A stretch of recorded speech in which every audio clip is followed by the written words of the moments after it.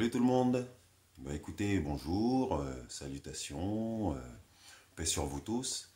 Euh, Aujourd'hui, on est venu pour parler de la base, la croyance pure et innée. Parce qu'avant de sortir tous ces albums et toutes ces vidéos qui vont arriver, si Dieu le permet, euh, il y a des personnes qui ne comprennent pas vraiment le mot servitude. Pour ceux qui n'arrivent pas à comprendre, c'est quoi la foi et c'est quoi la religion. Donc du coup, nous allons parler de la différence entre un non-croyant et un croyant. Donc en rapport avec la croyance pure et innée, ainsi que d'autres questions évidemment. Donc pour commencer, la différence entre un non-croyant et un croyant. A priori, aucune différence entre les deux morphologies physiques et psychologiques. Regardons la face de nos mains. La consécration, donc l'espèce d'autographe, dédicace, signature des lignes de la main, elles sont similaires aux nervures des feuilles des tiges des arbres. Donc là, c'est dit en français, et c'est moi qui le dis, avec ma voix, donc ma présence, mon caractère, ma personnalité, donc c'est mon avis, et c'est ma foi et ma croyance. Donc, à partir du moment où vous avez remarqué que nos mains sont similaires et identiques, hein, pratiquement, à part des petits dessins différents, nous voilà tous frères et sœurs des mains, de la main, d'hier, d'aujourd'hui et peut-être demain, si Dieu le permet. Donc le croyant, lui, il prie Dieu et le glorifie par tous ses comportements dans les petites et grandes actions. Toutefois, nous pouvons constater et admettre que le non-croyant ne fait pas la prière, mais inconsciemment, il glorifie Dieu de par son être, car il est la preuve de l'existant. Je vous donne un exemple. Quand un non-croyant sourit et rigole, ha ha ha ha, ou encore quand il rend service à autrui, donc la servitude, cela s'appelle une bonne action. Ainsi, sans le savoir, il glorifie Dieu malgré lui. Deuxième question. Les croyants seraient-ils prétentieux et parfaits, et les non-croyants arrogants et outranciers malsains? Ouh, la question qui pique. Eh ben, absolument pas. Mais cela n'est pas que faux. Alors, l'amalgame et l'ignorance veulent et font que généraliser des caractères grossièrement sont un jugement hâtif et vil de bon sens. En vérité, dans toutes les nations et toutes les religions, il y a des conneries forgées par l'homme et ce que lui suggère son âme. L'âme pieuse et vertueuse, le bien, et l'âme douteuse qui penche vers le mal. Deuxième. Donc il peut y en avoir plusieurs, selon les façons de penser, selon les philosophies, mais on va en donner que deux pour l'instant. Donc si on se base là-dessus, le croyant et le non-croyant ne se différencient que par cette connaissance de Dieu. Donc le croyant, un point, et zéro pour le non-croyant, parce qu'il ne croit pas, donc zéro. Cependant, les acquis de la vie apportent un match nul quant à la connaissance et la science acquise. Un partout, j'ai dit. Hein. Exemple, les diplômes sur papier, hein, au niveau scolaire et les diplômes de l'expérience de la vie. Donc, ce qui revient à faire 1 à 1 partout. Mais le croyant récupère la victoire quand il s'accroche à Dieu, contrairement au non-croyant. Donc ça fait 2 points pour le croyant et 1 point pour le non-croyant. Sachant que la seule différence qu'il y a entre ceux qui croient et ceux qui ne croient pas, c'est que ceux qui croient, ils y croient fermement et avec certitude, même si Dieu il ne le voit pas, mais nous le ressentons par l'amour qu'il peut y avoir autour de nous. Tandis que les non-croyants, ils peuvent avoir plusieurs comportements qui, sans s'en rendre compte, nous font être presque ex-aequo avec eux. C'est-à-dire que des fois, ils font des bonnes actions sans le savoir.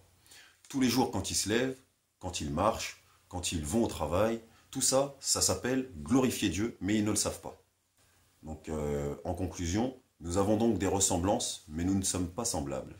Exemple flagrant avec les faux jumeaux et les jumelles. Fausses jumelles.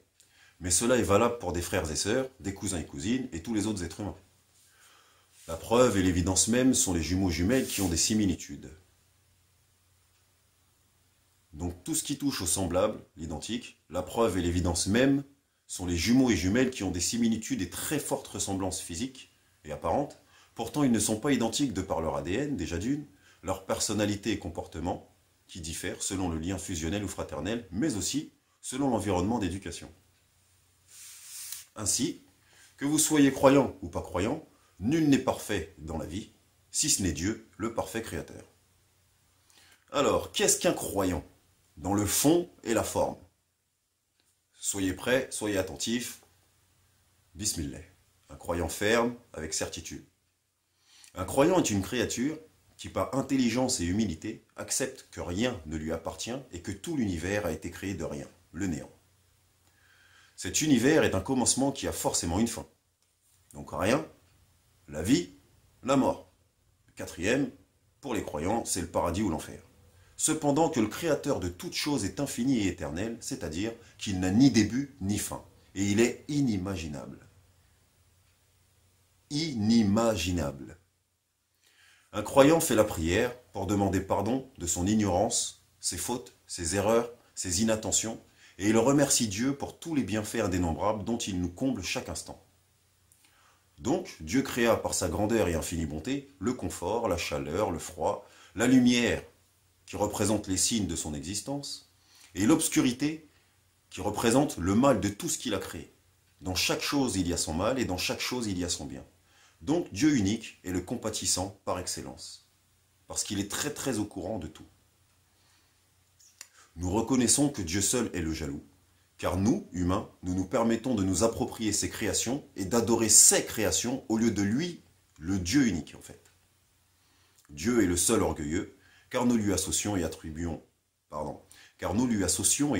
des choses qui réduisent avec la bouche et la langue sa perfection divine et sublime et incommensurable. Étant donné que c'est lui, le savant parfaitement connaisseur de toutes choses, et le seul créateur des sciences de toutes choses, sa miséricorde, donc miséricorde comprenant la compassion, l'amour, la tendresse, et il y en a d'autres, est infiniment immense. Donc je reprends, sa miséricorde est infiniment immense. Dieu seul est le créateur de tout ce qui fait du bien, raffermi, attendri, et permet d'avoir des regrets quand on est dans l'erreur.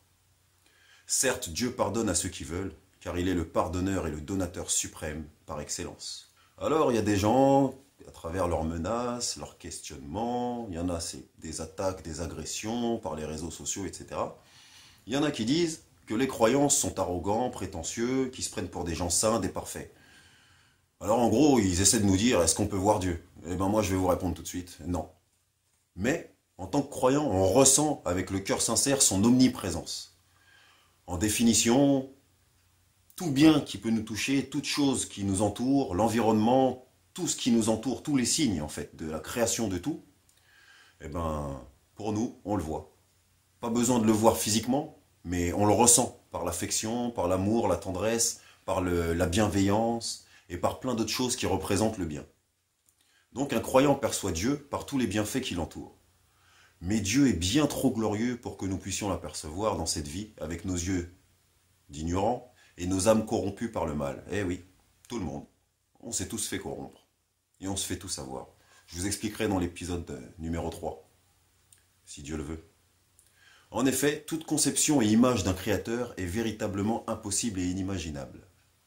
Même avec le plus grand savoir ou la plus grande connaissance, car le savoir lui-même est la connaissance, l'intelligence, la conscience, l'aptitude à comprendre ou assimiler, imaginer, rêver, interpréter, soupçonner, ce sont toutes ces choses les résultats des créations. Car la création de l'univers englobe la créature du temps et de son espace limité et en constante expansion. Ça commence à piquer le neurone là. Eh ben non. La preuve, c'est qu'il a fallu du temps pour que notre cerveau réfléchisse, assimile et agisse. Prenons exemple avec les animaux qui sortent du ventre de leur maman, de leur mère femelle. La plupart du temps, ils arrivent à se débrouiller en moins de 2 heures, très vite, ils apprennent à marcher, etc. Nous, il nous faut pas 2 heures, il nous faut 2 ans, à peu près. On appelle ça l'apprentissage, si je ne me trompe pas. Ainsi, le Créateur est assurément hors du temps, car il a créé seul tout pour parfaitement tout contrôler, sans se fatiguer ni être atteint par quoi que ce soit, vu que la fatigue et le manque de contrôle sont des faiblesses, n'est-ce pas? Donc Dieu est l'omnipotent, il est l'omniscient, car il a tout créé et il sait parfaitement toutes choses, même l'inconnaissable. Il est partout et l'invisible en même temps, d'où ses attributs exceptionnellement parfaits. Tout bien vient de lui seul, le dominant. Il a soumis à lui, bon gré malgré toute la création. Exemple, petit exemple, la foudre, les vents, les tornades, les ouragans, le soleil, la lune, les constellations, toutes ces créations et créatures glorifient Dieu. Sauf que nous, on a du mal à le comprendre, à part les croyants. En observant les oiseaux et les abeilles, ou bien même les fourmis et autres créatures, nous louons Dieu sans même le savoir, par le fait de se déplacer et agir dans le bien. Le fait de parler ou communiquer, comme chez les animaux, c'est une grâce que tout le monde ne peut pas comprendre. Dieu a appris aux animaux à vivre dans leur environnement, puis à s'adapter aux temps et époques, sans se soucier des hommes. C'est lui qui leur donne leur subsistance comme à nous les humains. Mais ces faunes et flores ont été créées avant nous, n'est-ce pas? Une dernière question. Dieu a-t-il des faiblesses? La faiblesse est une imperfection. Le défaut, l'impuissance, l'erreur, la déficience, les besoins, la maladresse, le bien portant et l'infirme, l'aveugle et le voyant, le sourd et l'entendant, la mort et le malheur. Toutes ces choses furent créées par lui seul, donc ne peuvent pas l'atteindre ni le réduire ou l'anéantir. C'est pour ça qu'on l'appelle l'invincible et le vainqueur suprême. Donc Dieu unique, signifiant perfection absolue, sans aucune imperfection, l'éternel invincible inégalable, le grandiose, le sublime, l'infini, le parfait, le juste, le bon, le doux, le compatissant. Dieu, créateur de tout, n'a aucune faiblesse, ni imperfection et ne peut pas avoir d'associé. Car un associé ou un prétendant, un ou une acolyte, voudrait avoir une part de gain ou de pouvoir sur tout cela. Voilà pourquoi à lui seul tout appartient. Sa magnificence est telle que sa richesse et sa bonté incommensurable de sagesse absolue dépassent une pensée humaine. Exemple, son amour, sa compassion et sa bienveillance pour ses créations et créatures a dépassé le summum de sa colère. Ça veut dire que son amour est tellement grand, regardez ce qu'on fait sur Terre, son amour est bien plus grand que le mal que nous faisons sur Terre. Cela est tellement significatif qu'il s'est lui-même glorifié et attribué les plus beaux noms et caractéristiques. Donc caractéristiques, ouh là là, c'était compliqué. Caractéristiques, on peut le mettre comme attribut, par exemple. Nous, on a des mains. Lui, ses attributs, c'est la vie. Ce ne sont pas des mains physiques, c'est des attributs. Donc, dans les attributs, et il y a la vie, par exemple, il y a l'amour, il y a la science de tout, sa grandeur de tout. Il couvre de son amour toute sa création. Il couvre l'univers. Il est au-dessus de l'univers. Et en même temps, il est au-dessus de tout, en dessous de tout, et il est le tout. D'où le tout miséricordieux et le très miséricordieux. Alors tout cela est tellement significatif qu'il s'est lui-même glorifié et attribué les plus beaux noms et caractéristiques, donc attributs, qui eux-mêmes conduisent à des centaines d'explications et définitions avec d'indénombrables bienfaits qui surpassent, dépassent l'entendement et qui transcendent tout ce que l'on pourrait ou voudrait lui associer injustement, ainsi que tout le mal existant et tout ce qui est d'imparfait. La perfection de Dieu signifie l'aboutissement parfait de toute chose et de l'inconnaissable. En ayant la parfaite connaissance des choses visibles et invisibles, et en étant le seul existant, le seul vivant, le seul vrai, véritable, et le redoutable vainqueur suprême, le créateur que l'on craint par sa parfaite maîtrise du bien et de la conception du mal. Le mal comprenant l'ennemi. Dieu détient, dans son immensité, les âmes. Donc, pour finir, Dieu connaît parfaitement tout ce qu'il y a de plus petit, de minuscule. Il connaît l'invisible, comme le perceptible, autant que l'immensité de l'univers, ainsi que l'enfer et le paradis. Il est extraordinairement glorieux, généreux et unique tout-puissant. Je vous donne des exemples d'adoration tronquée, grossièrement, et vous comprendrez après. Nous croyons que le toucher, le goût, l'odorat, l'ouïe et la vue nous appartiennent. Non, c'est Dieu qui le donne. Donc c'est Dieu qui nous apprend, depuis notre plus bas âge, c'est-à-dire du ventre de nos mères, pour être plus précis.